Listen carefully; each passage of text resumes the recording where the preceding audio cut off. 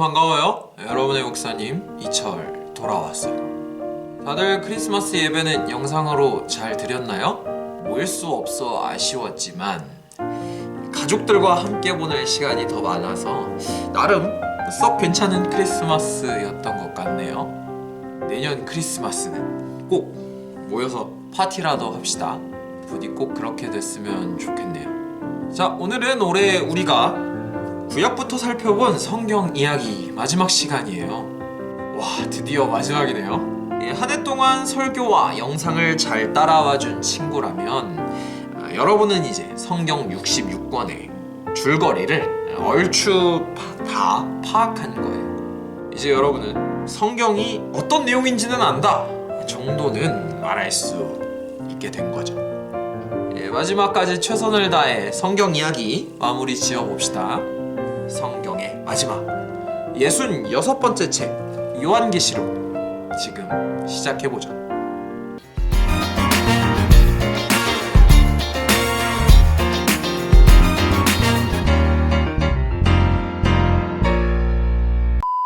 자, 여러분이 어른들은 알아듣지 못하는 오직 여러분과 여러분의 친구들만 알아듣는 말을 사용한다고 생각해보죠. 물고기는 선생님, 악몽을 꾸다는 수업하다, 복도는 칼날 위라고 부르기로 수업이 시작되고 선생님이 복도를 통해 반으로 들어온다고 쳐보죠. 여러분은 여러분의 친구들에게 아마도 이렇게 말할 거예요. 야! 물고기가 악몽을 꾸기 위해 칼날 위를 걸어온다. 위와 같은 문장은 여러분과 여러분의 친구들만 알아들을 수 있는 말이에요. 이런 말을 은어라고 해요. 은어는 특정한 사람들만 해독할 수 있는 비밀스러운 언어이기 때문에 어떤 정보를 은밀히 전달하고자 할 때 주로 사용돼요. 요한계시록은 그 자체로 이 은어로 가득한 책이라 할 수 있어요. 요한계시록 기록 당시 교회는 큰 위기를 겪고 있었어요. 로마 제국이 교회 공동체를 박해하기 시작한 거죠. 로마 제국은 황제가 아닌 예수님을 구주라 고백하는 교회가 반사회적 불온 집단이라고 생각했어요. 구주란 호칭은 오직 황제에게만 써야 하는 말이었기 때문이었죠. 자신이 그리스도인이라는 사실을 들키면 나무 위에 매달려 화형을 당한다던가 콜로세움으로 끌려가 사자밥이 되기도 했어요. 십자가에서 처형을 당하기도 했죠. 이런 상황에서 많은 사도들과 교회 지도자들이 죽임을 당했어요. 오직 한 사람, 요한만이 사형이 아닌 유배를 당했죠. 유배란 외딴 섬이나 높은 산과 같은 오지로 보내어 격리당하는 형벌을 뜻해요. 요한은 반모 섬이란 외딴 섬에 격리당했죠. 그렇게 외진 곳에서 외롭고 쓸쓸한 하루하루를 견뎌내야 했지만 요한은 자신이 섬기던 교회와 그리스도인들을 더 걱정했어요. 그래서 위로의 글을 써서 보내기로 했죠. 하지만 생각해보세요. 유배지에 갇혀있는 죄수의 편지가 교회에 쉽게 전달될 수 있을까요? 아마도 로마 당국의 검열이 이루어지지 않을까요? 보내는 이는 죄인이요 받는 이들은 불온 집단인 편지를 로마 당국이 가만히 두고만 보고 있을 리 없겠죠. 그래서 요한은 환상이라는 은어를 사용하기로 해요. 자신이 환상 속에서 본 종말의 이야기를 은어 삼아 로마 당국의 눈을 피해 교회에 전달하기로 한 거죠. 표면적으로 이 책은 요한이 반모섬에서 본 종말의 모습을 그려내고 있어요. 먼저 1에서 3장은 요한의 편지를 읽을 7교회에 대한 격려와 책망이 다뤄지고 있어요. 이 부분을 읽으며 이 글이 뜬구름 잡는 환상 문학 따위가 아니라 이 땅에 발붙이고 실존하는 교회를 향한 글이라는 사실을 알 수가. 문제는 4장부터 이어지는 무시무시한 말씀들인데 막 천사들이 나팔 불었다가 두루마리 풀었다가 욕 나왔다가 여자가 애를 낳았다가 세상이 무너졌다가 성도들이 하늘로 올라갔다 내려갔다가 어린 양이 나왔다가 장난 아니에요.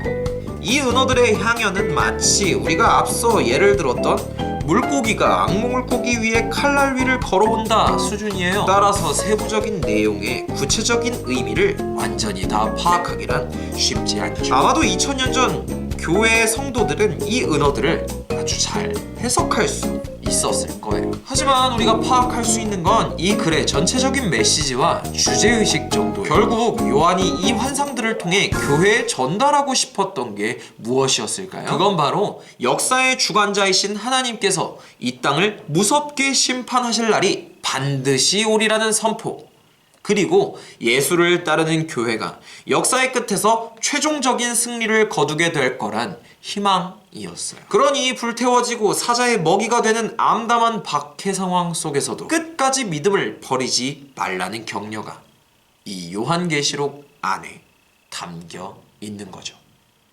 역사상 많은 이단들이 이 은어를 문자 그대로 해석하고 현실에 일일이 끼워 맞추느라 애를 썼어요.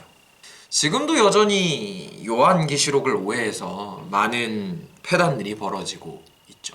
이 요한계시록에 나온 666이 뭐 베리칩을 상징한다느니, 요한계시록에 등장하는 용이 미국을 뜻한다느니, 뭐 그따위 멍멍이 소리들이 여기저기서 자주 들려와요. 그런 해석들이 요한계시록의 가치를 깎아내리는 것 같아요. 요한계시록은 신앙을 지키기 위해 여러 어려움을 감내하는 신앙인들을 위한 희망과 격려의 편지예요. 그 사실을 잊지 않고 이 책을 접할 때 우리는 비로소 이 책에 나온 난해한 장면들에 걸려 넘어지지 않고 이 책을 제대로 읽을 수 있죠. 이 제대로 읽은 요한계시록만큼 우리 신앙에 큰 위로가 되는 책 찾기 드물어요. 힘들고 어려울 때 모든 것에는 끝이 있고 그 끝을 주관하시는 하나님이 계시고 예수를 믿는 우리는 하나님 편에 서게 될 거란 그 사실 하나가 얼마나 큰 위로가 되는지 여러분도 느껴볼 수 있었으면 좋겠네요. 부당하고 부조리한 현실에 가슴 아파하는 사람들이 있다면 이 책에서 위로를 얻었으면 좋겠어요. 앞으로 여러분이 살아가며 세상이 너무 치졸하고 더러워서 가슴 아파질 때 요한의 환상은 여러분의 마음을 위로해줄 좋은 친구가 될 거예요. 자, 이걸로 한 해 동안 함께 해온 성경 이야기도 끝이 나는군요. 목사님과 함께 성경 내용을 얼추 다 살펴보긴 했지만 꼭 기억하세요. 성경은 여러분이 직접 펼쳐서 읽어봐야 한다는 거. 지금 우리가 예배 시간에 쓰는 성경이 이해가 어렵고 읽기 불편하다면 유진 피터슨의 메시지 성경을 추천할게요. 목사님이 돈만 많으면 여러분한테 한 권씩 사서 돌리고 싶을 정도로 쉽고 유익한 성경이니까 꼭 한 번씩 읽어보세요. 자, 이걸로 한 해 마무리 지을게요. 새로운 한 해 새로운 마음으로 다시 만납시다.